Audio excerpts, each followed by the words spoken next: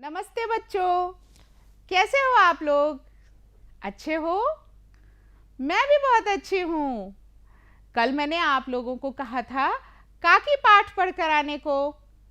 अपनी मंजरी जो है पाठ्यपुस्तक हिंदी वाली, उसके पाठ 2 को पढ़कर आने को कहा था। कौन कौन बच्चा पढ़कर आया है? अरे वाह, बहुत सारे बच्चे मंजरी पढ़कर आए हैं। तो आप लोगों ने आज काकी कहानी पढ़ी होगी। Very good. तो आज हम लोग अपनी इस क्लास में काकी कहानी का पाठ करेंगे और फिर काकी कहानी के बारे में मैं आप लोगों को बताऊंगी, उसके लेखक के बारे में बताऊंगी। मैं आप लोगों को बहुत सारी बातें काकी कहानी के बारे में बताने वाली हूं।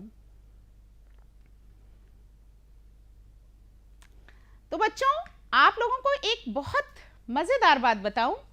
जैसे जो हमें दवा देता है वो डॉक्टर होता है, जो ऐसे अलग अलग तरीके के बहुत सारे काम जो लोग करते हैं वे अलग अलग प्रोफेशन में होते हैं। लेकिन जो हमारी किताबें लिखता है, जो कहानियां लिखता है, जो उपन्यास लिखता है, जो कविताएं लिखता है, उसे क्या कहते हैं? उसे लेखक कहते हैं। तो जो ये हमारी कहानी है, इसको जिसने लिखा है वो भी इस कहानी के लेखक हैं। तो काकी कहानी के लेखक का नाम आप जानते हैं? आपने तो पढ़ा होगा, कल मैंने कहा था आप लोग घर से पढ़कर आइएगा ना। हाँ, काकी कहानी के लेखक का नाम है सियाराम शरण गुप्त। सियाराम शरण गुप्त बहुत अच्छे लेखक थे। उनका जन्म 1895 में चिरगांव झांसी में हुआ था। 1895 मतलब समझ रहे हो आप लोग? 1895 का मतलब है उनका जन्म आजादी से भी पहले हुआ था। उन्होंने बहुत सारी कविता संग्रह, उपन्यास, निबंध, बहुत सारी रचनाएं की। और उनकी कहानी की उनके जो पूरा लेखन था उसकी सबसे ज्यादा बड़ी विशेषता ये थी कि उन्होंने स्त्रियों के बारे में बहुत लिखा। और उन्होंने जहां भी लिखा, नारी को ममता की, त्याग की, सहनशीलता की देवी के रूप में परिभाषित किया। आपको पता है उनकी प्रमुख रचनाएं कौन कौन सी हैं? उनकी प्रमुख रचनाएं हैं मौर्य विजय, दूर्वादल, आत्मोत्सर्ग, गोद, और एक रचना तो उन्होंने नारी नाम से ही की थी। और इस महान लेखक जिन्होंने आपकी पाठ के काकी नाम के पाठ की रचना की थी, इस महान लेखक के देहावसान 1963 में 27 मार्च को हुआ था। देहावसान जानते हैं आप लोग? देहावसान का अर्थ है जिस दिन हम ये देह छोड़ देते हैं, जिस दिन हम ये शरीर छोड़ देते हैं, उसे क्या कहते हैं? देहावसान। अब हम लोग बात करते हैं कहानी की। क्या आपने कभी दादी नानी से कहानी सुनी है? या अपने बाबा से, या अपने नाना जी से? सब बच्चों को उनके बाबा, नाना, दादी, नानी, जो घर के बुजुर्ग होते हैं वो कहानियां सुनाते हैं ना। तो आपने भी सुनी होगी। तो क्या मुझे एक सवाल आप लोगों से पूछना था कि क्या कहानियों में सिर्फ परियां होती हैं?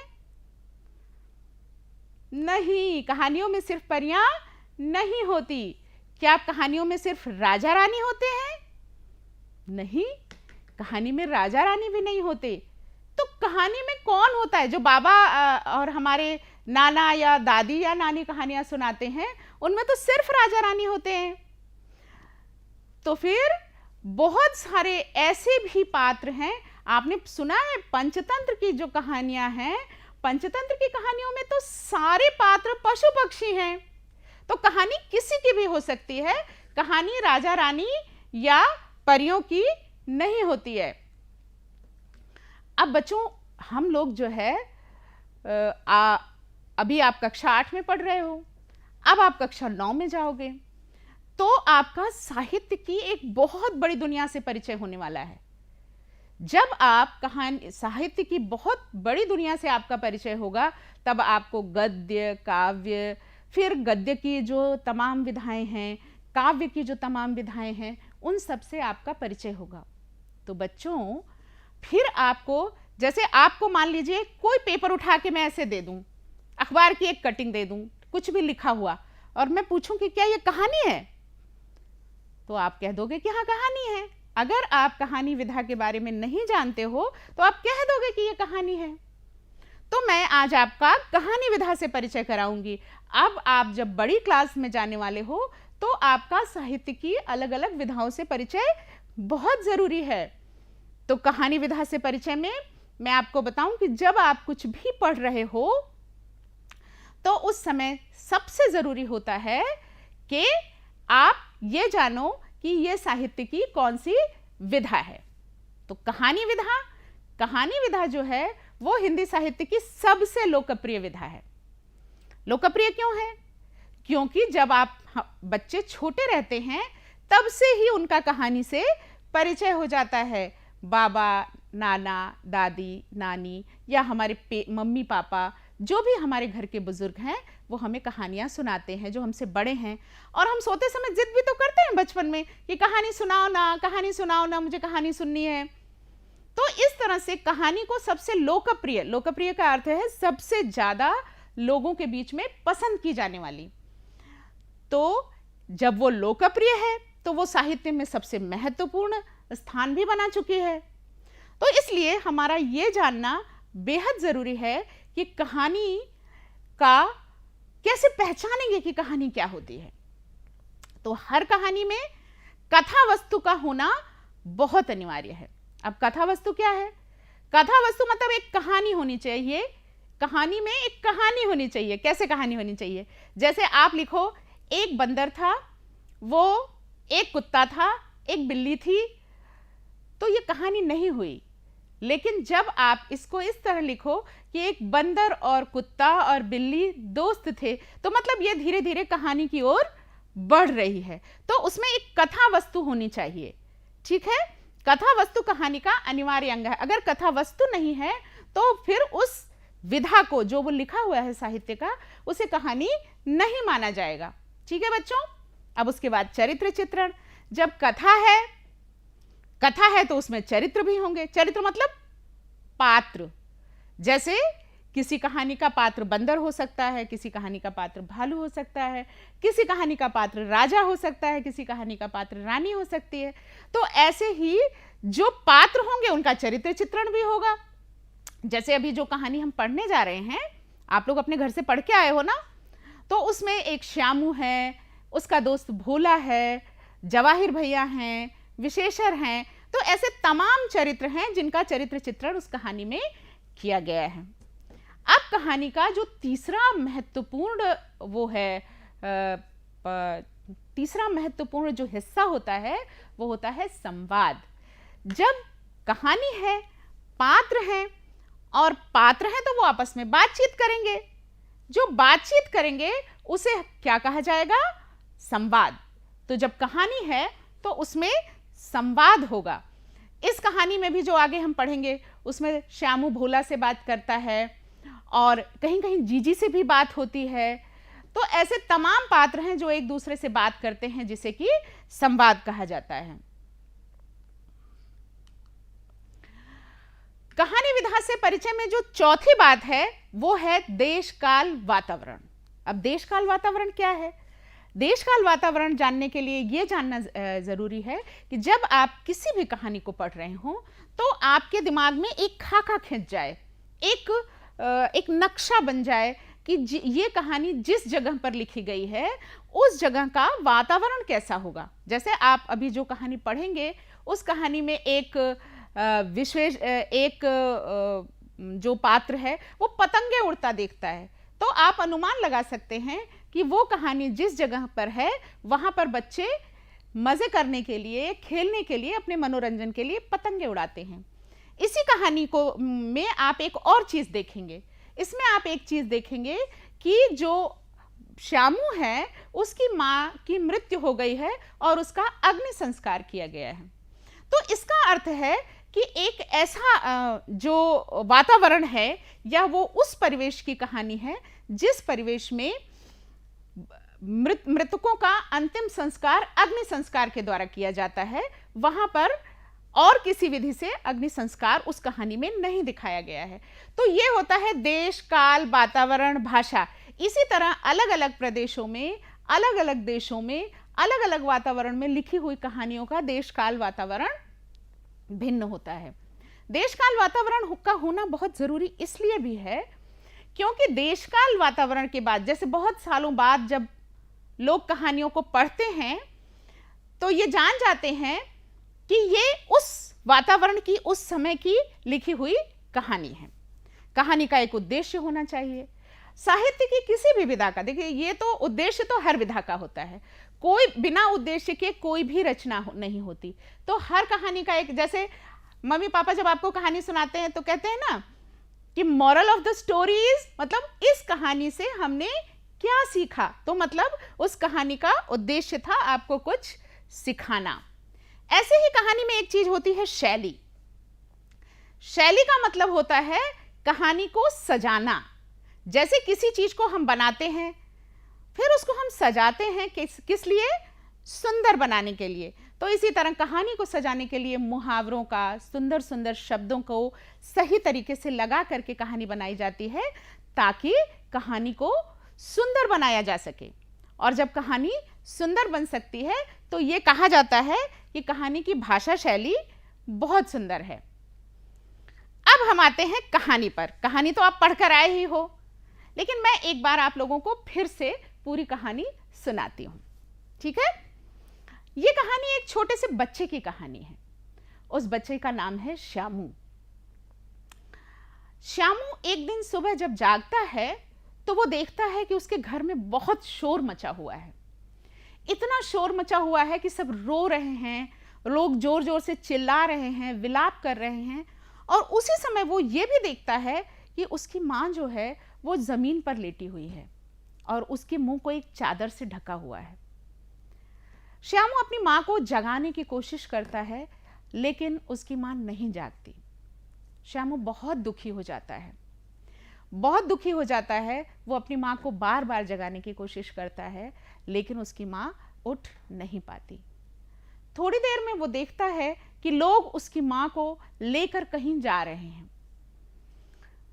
बहुत देर तक वो ये रोकने की कोशिश करता है, अपनी माँ से लिपट जाता है, लोगों को पकड़ता है, खींचता है, लेकिन वो तो छोटा बच्चा था। छोटा बच्चा था इसलिए लोगों ने उसको पकड़कर दूर बिठा दिया और उसकी माँ को लेकर चले गए। बाद में उसे पता चला कि उसकी माँ का, जैसे लोग जब घर में बड़े सब लोग बातें करते हैं तो उसे सबकी बातों से पता चला कि उसकी माँ का वहाँ पर अग्नि संस्कार कर दिया गया। अग्नि संस्कार का अर्थ है कि किसी विशेष, कुछ धर्मों में किसी व्यक्ति की मृत्यु के बाद अलग अलग तरीके से अंतिम संस्कार किए जाते हैं ना, जैसे कुछ जगह पर जला दिए जाते हैं और भी तमाम अन्य विधियां हैं। पारसियों की अंतिम संस्कार की अलग विधि है। तो इसी तरह जो उसके परिवार के लोग थे उन लोगों ने उसकी माँ को का अग्नि संस्कार कर दिया, अर्थात उन्हें ले जा करके उन्होंने जला दिया। अब वो बहुत दुखी हुआ, वो दिन भर उदास बैठा रहता। जब वो अपनी घर के लोगों से पूछता कि मेरी माँ कहाँ चली गई, तो लोग उसको ऊपर आकाश की ओर हाथ उठाकर कहते कि तुम्हारी माँ ऊपर राम के पास चली गई। वो बहुत उदास रहता, हर समय वो आकाश की ओर देखता रहता कि शायद उसकी माँ कहीं मिल जाए उसको, कहीं मिल जाए उसको, लेकिन उसकी माँ उसको कहीं भी नहीं दिखती थी। एक दिन वो बाहर बैठा हुआ था, उसने देखा कि आसमान में बहुत सारी पतंगे उड़ रही हैं और ऊपर चलती जा रही हैं। ऐसा देखकर उसका मन एकदम खिल उठा और उसके मन में एक आइडिया आया और वो दौड़ कर आया और उसने अपने घर की जो सेविका थी, उसका बेटा भोला, जो उसका दोस्त था श्यामू का, उसको बुलाया और उसने कहा मेरे मन में एक आइडिया आया है, तू मुझे बस एक पतंग ला कर दे दे। तो बोला क्या आइडिया आया है? तो उसने कहा कि हम पतंग में पतंग ऊपर भेजेंगे और काकी को उस पर चढ़कर नीचे उतार लेंगे, उस पर चढ़ाकर।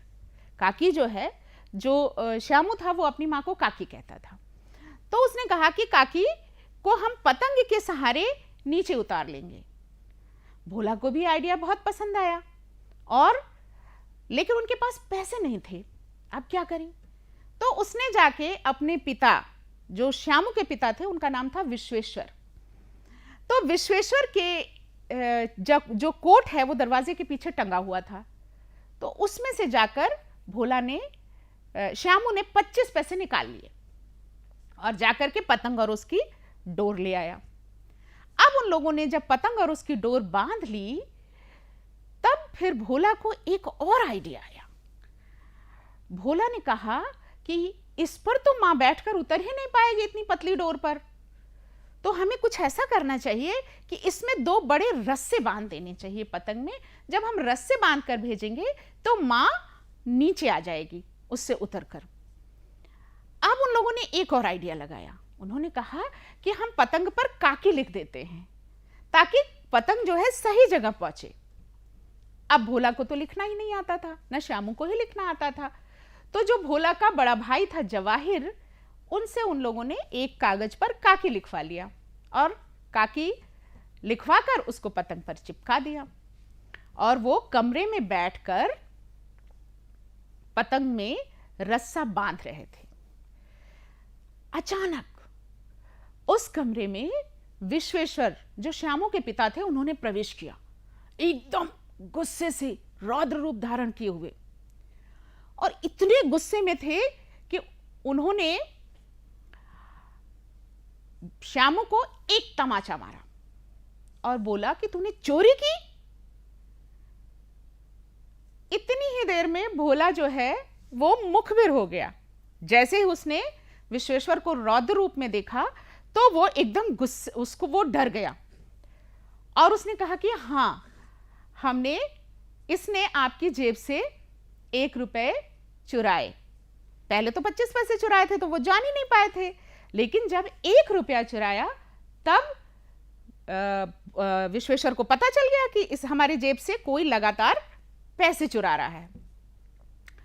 अब भोला ने मुखबिरी में ये बता दिया कि श्यामू ने आपकी जेब से 1 रुपए चुराए। अब तक तो तड़ातड़ श्यामू को 4-5 तमाचे लग चुके थे। 4-5 तमाचे लगने के बाद जब विश्वेश्वर का गुस्सा थोड़ा शांत हुआ तो उन्होंने पूछा कि क्यों चुराए थे पैसे तुमने? तब भोला ने बताया कि ये पतंग में बांधकर काकी को नीचे ले आने वाला है, इसके लिए रस्सी खरीदने के लिए इसने आपकी जेब से पैसे चुराए थे। विश्वेश्वर ने वहां पर तुड़ी मुड़ी जो पतंग पड़ी हुई थी उसको उठाया और देखा तो उस पर एक कागज में चिपका हुआ लिखा हुआ था काकी। विश्वेश्वर बहुत दुखी और निराश होकर कमरे से बाहर चले गए। कहानी यहीं पर खत्म हो जाती है। कहानी अचानक से इस तरह से इसलिए खत्म होती है क्योंकि कहानी सिर्फ इतनी, यही कथा वस्तु थी इस कहानी की, कि कहानी में एक बच्चा था जो अपनी माँ को ऊपर से, राम जी के घर से, स्वर्ग से पतंग के सहारे उतारने की कोशिश कर रहा था। अब कहानी आगे बढ़ती अगर इसमें ऐसा संभव होता, लेकिन वो चूंकि बालक था, वो जो सोच रहा था वो संभव नहीं था, इसलिए कहानी यहीं पर समाप्त हो जाती है। कैसी लगी बच्चों कहानी? बहुत मार्मिक कहानी है ना। कुछ कहानियां ऐसी होती हैं कि जिन्हें पढ़ने के बाद हम ये भी नहीं कह सकते बच्चों कि बहुत अच्छी लगी। सबको दुख हो गया ना। एक तो श्यामू जैसे छोटे बच्चे की माँ नहीं थी और फिर दूसरे वो अपनी माँ को उतारने की कोशिश किया तो उसकी पिटाई भी हो गई। तो बेटा मार्मिक कहानी तो है ये बहुत, लेकिन बच्चों कहानी लेखन जो होता है वो जीवन नहीं होता है। तो कहानी विधा की रूप में अगर इसे देखा जाए तो ये एक बहुत सुंदर कहानी है। ठीक है बच्चों, आगे बढ़े। आप लोग को सबको, आप तो घर से भी पढ़कर आए थे, तो मुझे उम्मीद है कि आपको कहानी समझ में आ गई होगी। कहानी बहुत रोचक भी है और कहानी बहुत मार्मिक भी।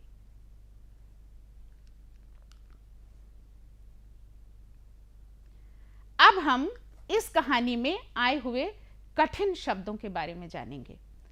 बच्चों कठिन कोई शब्द नहीं होता है, शब्दों से हमारा परिचय या अपरिचय होता है। जिन शब्दों को हम जान जाते हैं वे शब्द सरल होते हैं, जिन शब्दों से हमारा परिचय नहीं होता है उन शब्दों को हम कठिन शब्द कहते हैं। तो अपने जीवन में कभी भी किसी भी शब्द को, किसी भी भाषा को, किसी भी विषय को कठिन मत जानिए, बस ये मानिए कि हम उससे अपरिचित हैं। तो यहां पर हम अपरिचित शब्दों के अर्थ जानेंगे। जैसे पहला अपरिचित शब्द है कोहराम मचना। कोहराम मचने से आशय है किसी भी शोकजनक घटना के बाद मचने वाला शोर या हंगामा। दूसरा शब्द है भूमि शयन। भूमि शयन का अर्थ है जमीन पर सोना। तीसरा उपद्रव। उपद्रव से यहां पर आशय है उत्पात। जैसे बंदर लोग पेड़ पर चढ़कर डालियां तोड़ तोड़ कर फेंके तो उसको क्या कहेंगे कि बंदर पेड़ों पर उपद्रव मचा रहे हैं। अग्नि संस्कार। अभी मैंने आप लोगों को बताया था ना कि श्यामू की मां के बाद उसके परिवार वालों ने उसकी मां का क्या कर दिया था? अग्नि संस्कार। बिल्कुल सही। तो मृत्यु के बाद जलाना, कुछ जो समूह हैं, कुछ समुदाय जो हैं, उनमें मृत्यु के बाद, जैसे हिंदू जो हैं उनमें मृत्यु के बाद अंतिम संस्कार में क्या किया जाता है? मृत्यु के बाद शव को जलाया जाता है। अनमना। अनमना ऐसा शब्द है जिसमें उदास रहना, मन थोड़ा सा बुझा हुआ सा होना, यह शब्द है उदास रहना।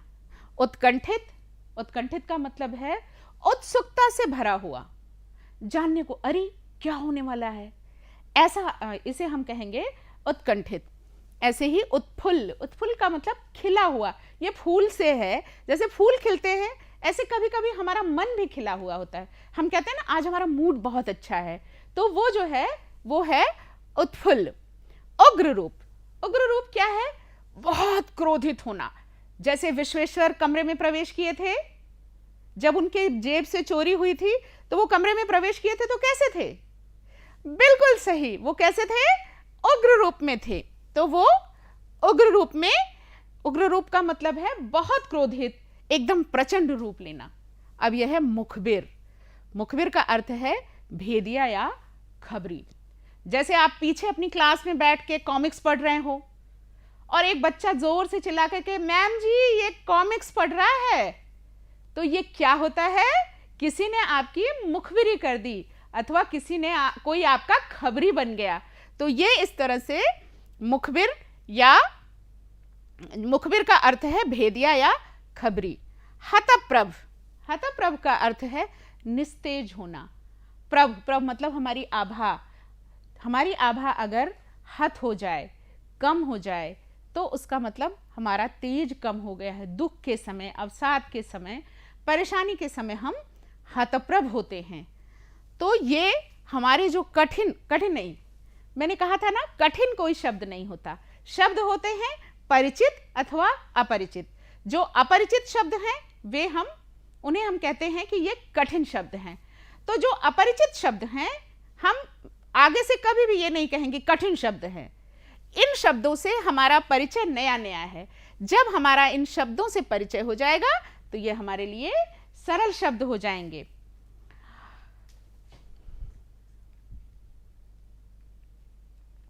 अब हम जब बच्चों कोई कहानी लिखी जाती है या साहित्य की कोई भी विधा का लेखन होता है तो उसके कुछ नियम होते हैं। उन्हीं नियमों में बंद करके साहित्य की विधा को आगे बढ़ाया जाता है। तो अब हम थोड़ा सा व्याकरण पर बात करेंगे, हल्की सी, ज़्यादा सी नहीं। इतनी सुंदर, रोचक, इतनी मार्मिक कहानी पढ़ने के बाद, लेकिन हमें भी तो लिखना है, हमें भी तो लेखक बनना है। तो इसके लिए हमें व्याकरण की समझ होना बेहद ज़रूरी है। तो ये हमारा शब्द है श्यामू पतंग के लिए बहुत उत्कंठित था। इसमें श्यामू और पतंग दोनों संज्ञा हैं, ठीक है। श्यामू व्यक्तिवाचक संज्ञा है और पतंग जातिवाचक संज्ञा। संज्ञा जानते हैं बच्चों आप लोग?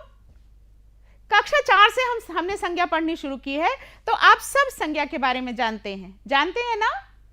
बिल्कुल आप जानते हैं, लेकिन फिर भी मैं आपको एक बार बता दूं कि किसी व्यक्ति, वस्तु अथवा स्थान के नाम को क्या कहते हैं? संज्ञा कहते हैं। अब संज्ञा के बहुत सारे भेद होते हैं, क्योंकि व्यक्ति, वस्तु, स्थान तो अनेक प्रकार के होते हैं ना। तो इसलिए मैं आप लोगों को बताऊंगी कि इसमें 2 संज्ञाओं के बारे में बात की गई है, एक व्यक्तिवाचक और एक जातिवाचक। जाति जो है वो समूह के लिए यहाँ कहा गया है और व्यक्ति यहाँ पर किसी एक व्यक्ति विशेष के लिए। जैसे श्यामू एक व्यक्ति है ना, तो श्यामू पतंग के लिए बहुत उत्कंठित था। इसमें श्यामू तो व्यक्ति है और पतंग जो है वो एक वस्तु है जिसका एक समूह हो सकता है। तो इसी तरह यहाँ पर है, नीचे लिखे वाक्य में संज्ञा पदों को पहचान कर उसके भेद बताएं। तो इसमें देखिए कौन कौन सी संज्ञा पद है। एक संज्ञा है खूंटी, दूसरा विश्वेश्वर और तीसरा कोट। विश्वेश्वर तो आप लोग जानते ही होंगे कि ये एक व्यक्ति है, तो ये कौन सी संज्ञा हुई, व्यक्तिवाचक संज्ञा। अब यहां पर दो संज्ञा और बची हैं, एक खूंटी और एक कोट। तो खूंटी और कोट ये दोनों हैं यहां पर जातिवाचक संज्ञा। उसके बाद यहां पर बुद्धि, यहां पर एक वाक्यांश है, जो बुद्धि वाला हो उस वाक्यांश के लिए एक शब्द है बुद्धिमान। नीचे लिखे वाक्यांशों के लिए एक एक शब्द लिखना है हमें। जहां पर शव जलाए जाते हैं उसे श्मशान कहते हैं। जिस पर विश्वास न किया जा सके वह अविश्वसनीय होता है। जो अपने मन को एकाग्र रखता हो उसे एकाग्रचित्त कहते हैं। जिसका स्वर्गवास हो चुका हो उसे स्वर्गवासी कहते हैं। समझ शब्द में समझ संज्ञा है, अभी तो बताया था हमने, और दार प्रत्यय है। दार प्रत्यय लगाकर यह एक विशेषण बन गया है। संज्ञा शब्दों में इक, इत, दार, वान, ई, मान आदि प्रत्यय लगाने से विशेषण बनता है। अब संज्ञा तो आप जानते ही हैं, प्रत्यय के बारे में मैं अभी थोड़ी देर पहले मैंने संज्ञा के बारे में बताया था। अब मैं आपको प्रत्यय के बारे में बता दूं कि प्रत्यय ऐसे शब्द हैं जिनका स्वयं में कोई अर्थ नहीं होता, लेकिन वे किसी शब्द के साथ जुड़ करके उसका अर्थ बदल देते हैं। जैसे नीचे पर यहाँ पर बहुत सारे संज्ञा शब्द लिखे हैं। बुद्धि, बुद्धि के साथ जो प्रत्यय लगेगा बुद्धिमान, तो इसका अर्थ बदल जाएगा।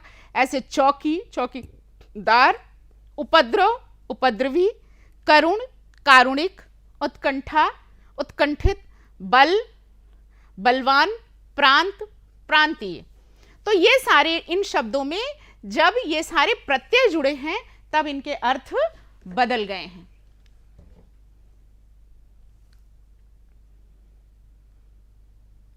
अब ये हम देखेंगे कि अपना जो ये हमारा पाठ गया है, इस पाठ को हमने इससे क्या समझा, अभी तक कितना समझा है। तो श्यामू के पिता कौन थे? श्यामू के पिता थे विश्वेश्वर। श्यामू का साथी था भोला। श्यामू के भैया थे जवाहिर। श्यामू के साथी की बहन थी जीजी और श्यामू की मां थी काकी।